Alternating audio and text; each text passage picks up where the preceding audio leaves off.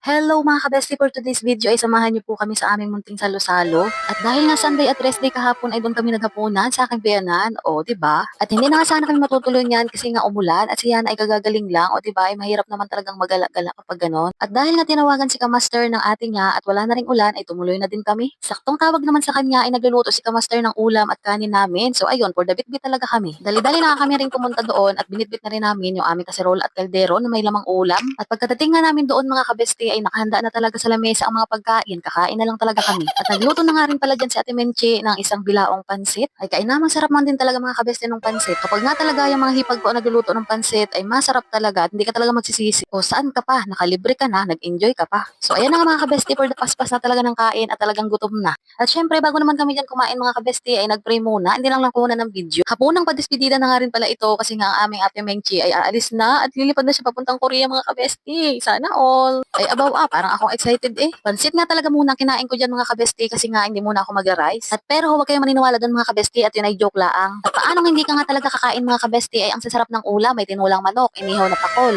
ginataang langka at adobong pusit. At abay tingnan niyo si Kamaster, nahagip ng aking camera o tingnan niyo hataw. Ay talaga naman ang sarap ng kain namin. Thank you for watching.